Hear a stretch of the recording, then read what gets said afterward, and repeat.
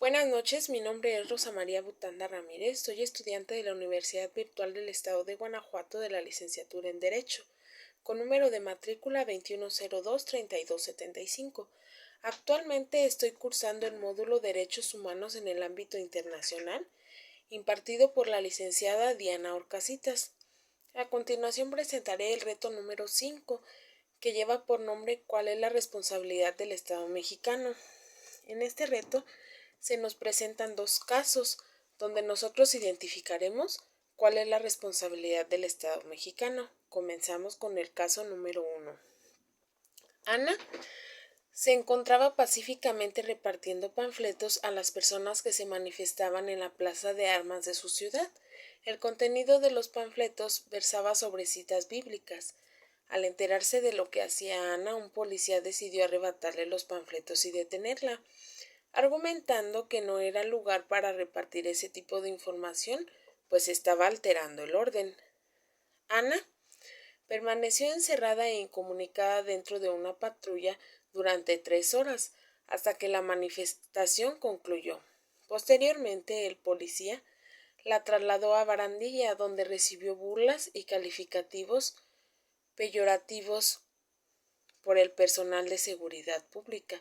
Luego de un día detenida, la dejaron en libertad. Ana denunció el hecho ante la Fiscalía General del Estado, así como ante la Comisión Estatal de Derechos Humanos. Ambas instituciones omitieron el inicio de cualquier procedimiento, por lo cual Ana acudió a la Justicia Federal, donde resolvieron incompetencia para conocer del asunto.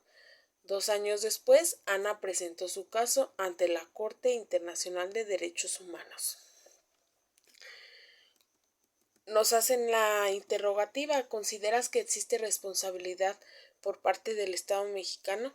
Por supuesto que sí existe responsabilidad, ya que se violaron una serie de derechos humanos de Ana. Principalmente,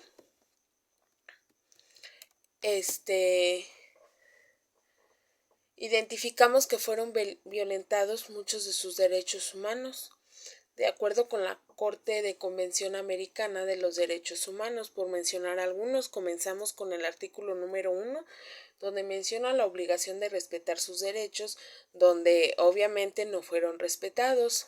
El artículo número 5, que menciona el derecho a la integridad personal. Desde el momento que detuvieron a Ana y la dejaron encerrada en la patrulla, desde ahí se violentó su derecho a la integridad personal. El artículo número 12, que menciona la libertad de conciencia y de religión. En el momento que los policías le quitaron los panfletos y la encerraron en la patrulla, argumentando que no era lugar para repartir esa información, ahí violaron sus derechos a la conciencia y de religión, ya que los panfletos contenían citas bíblicas. El artículo número 13, de libertad de pensamiento y expresión, en el momento que le quitan los panfletos, ahí están violando su derecho a la expresión, el derecho a la reunión. Ella se encontraba en la plaza de armas, donde estaban reunidas muchas personas, y a ella la encerraron en la patrulla. Ahí violentaron su derecho a la reunión, ya que no le permitieron continuar en la plaza. Y al detenerla, el artículo número 21, derecho a la propiedad privada. No debieron de haberla detenido, ni quitarle sus panfletos, obviamente eran de su propiedad. El artículo número 24, igualdad ante la ley. Y el artículo número 25, protección judicial. En este caso se violentó su derecho, ya que los agentes de policía actuaron de una manera inconstitucional al detenerla, encerrarla, y igualmente a la Fiscalía General, donde ella acudió a presentar su denuncia, y la Comisión Estatal de Derechos Humanos. Ahí tuvieron responsabilidad del Estado mexicano, ya que ambas instituciones omitieron el inicio de cualquier procedimiento, lo cual fue erróneo, ya que ella, al acudir a esas dependencias, tenían que dar procedimiento a su caso, ya que por supuesto era evidente que fueron violados muchos de sus derechos. Así que la respuesta final es que el Estado mexicano, por supuesto que tiene responsabilidad en este caso, ya que hubo muchas omisiones. Damos por terminado el caso número 1, continuamos con el caso número 2. Damos lectura.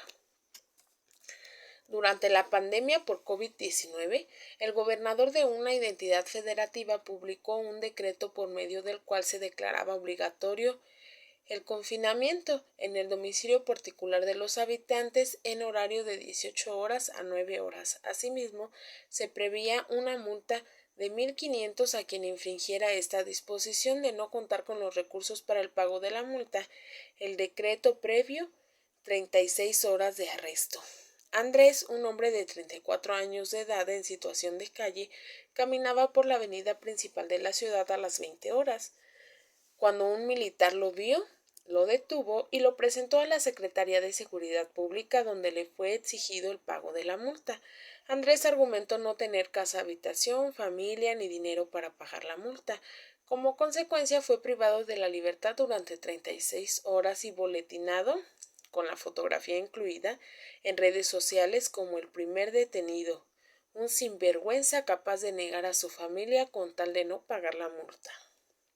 Derivado de lo anterior, fue localizado por una asociación civil a través de la cual se planteó su caso a la jurisdicción militar y ordinaria hasta ponerse de conocimiento en la Corte Internacional de Derechos Humanos.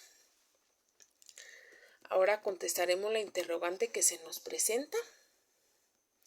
¿Consideras que existe responsabilidad por parte del Estado mexicano? Por supuesto que sí. Al igual que el caso anterior, en este caso también se violentaron muchos de los derechos humanos de esta persona. Por mencionar algunos, el artículo número 1, que menciona respetar los derechos humanos. Como ya mencionamos, no los respetaron, ya que violaron muchos. El artículo número 5, derecho a la integridad personal. El artículo número 7, derecho a la libertad personal. El artículo número 8, las garantías judiciales. Artículo número 11, protección de la honra y de la dignidad. En el momento de ser boletinada esta persona, se violentó su derecho de la honra y dignidad al poner esa nota que decía que era un sinvergüenza de negar a su familia sin conocer siquiera la realidad de que la persona estaba en situación de calle y realmente no tenía familia. Ahí violentaron su derecho a la honra y a la dignidad. El artículo número 13, la libertad de pensamiento y expresión. Aunque estuviéramos en la pandemia y hubiese varias reglas que seguir, no era una de ellas establecer un horario y mucho menos poner un castigo de 36 horas de arresto. El artículo número 14, derecho de rectificación o respuesta. Artículo número 22, derecho de circulación y de residencia. Como mencioné anteriormente, no tenían por qué poner esas medidas, ya que están violando el derecho de circulación y de residencia. Aunque estuviésemos en pandemia, no tenían derecho a negar el derecho a la circulación, ya que somos libres para circular por donde queramos, a la hora que queramos, siempre y cuando sea la vía pública. El artículo número 25, la protección judicial. El artículo número 27, la suspensión de garantías. En este caso podemos analizar visiblemente la serie de derechos humanos que fueron violados por esta persona. Y gracias a la asociación civil que se percató del caso, pudo dar a conocer su caso en la Corte Internacional de Derechos Humanos, que es la responsabilidad que tiene el Estado, y asimismo lo resolvieron. A manera de conclusión, me es importante mencionar que la Corte Interamericana de los Derechos Humanos es una institución judicial autónoma, cuyo objetivo es la interpretación de la Convención Americana de Derechos Humanos, por lo que en los dos casos que analizamos podemos observar una ejemplificación de la función y la acción de la Corte Interamericana de los Derechos Humanos El Estado reconoce su competencia, por lo que está obligado a cumplir con los derechos establecidos. Sin más por el momento, me despido agradeciendo la atención prestada.